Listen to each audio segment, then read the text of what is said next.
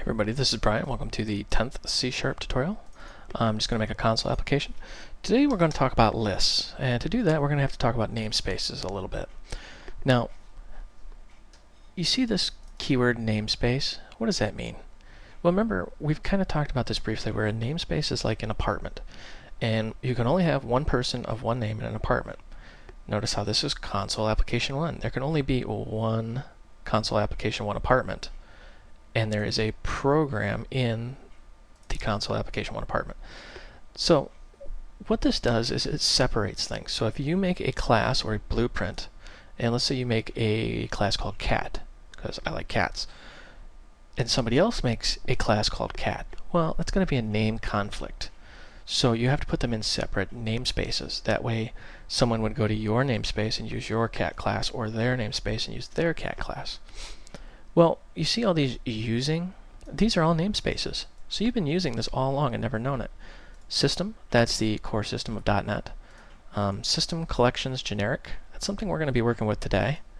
System link, we'll cover that in the future. And system.text, that deals with text processing. So you're using namespaces. Now, what we want to do is make a list. So if you type in list, and you notice how it's got these less than and greater than signs. And it's got this thing and these and these. What is all this stuff? Well, these are collections. They're also called generics.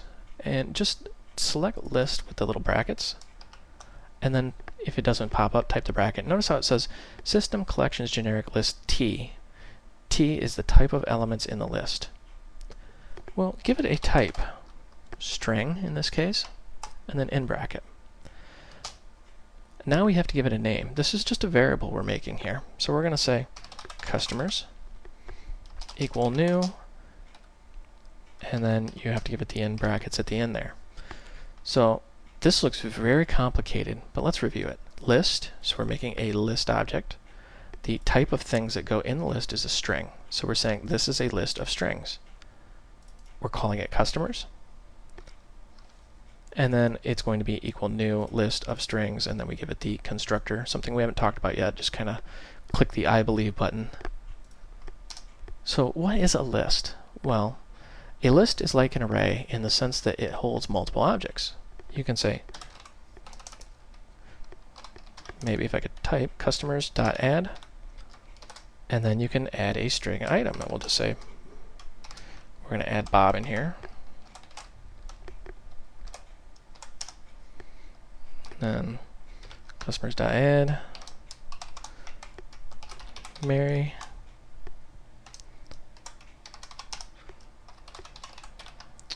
.add, and I'm just going to pick a name at random here. We're just going to say Chad.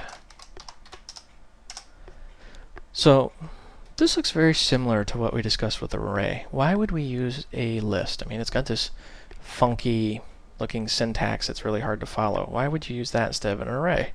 Well, simple. Lists are much, much more powerful. An array, you hit an upper limit and you stop. You can't add any more. You'd have to make a bigger array and then copy the items to it. With a list, you can just keep growing and growing and growing. You can also do things like customers.insert, so you can actually insert something into the list at a specific index. So we're going to just, we'll say at the second spot, we're going to insert Heather.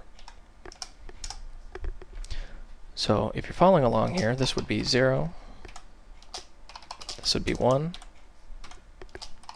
2, and then we want to insert at the second spot. So actually right here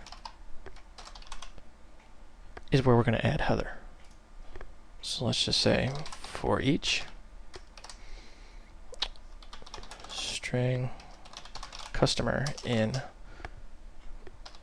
customers, and we're going to do a console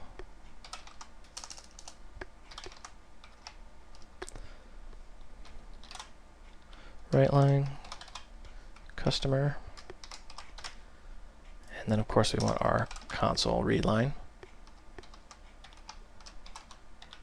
That way we keep the window open here. And let's go ahead and run this. And sure enough, we have Bob, Mary, our inserted item of Heather, and Chad.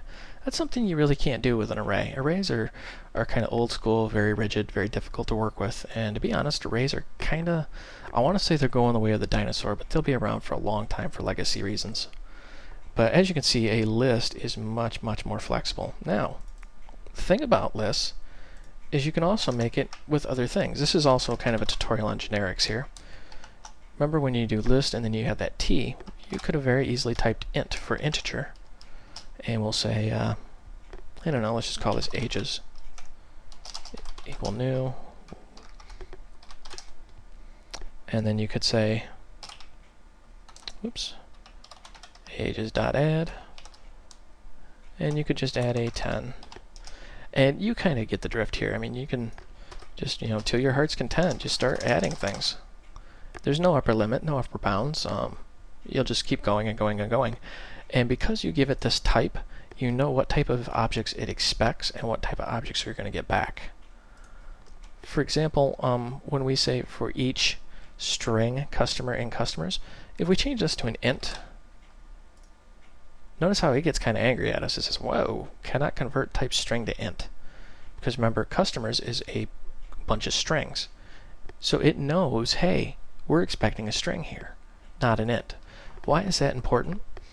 Well, that's important because if you try to get an integer out of a name, say Bob, Bob is not a number.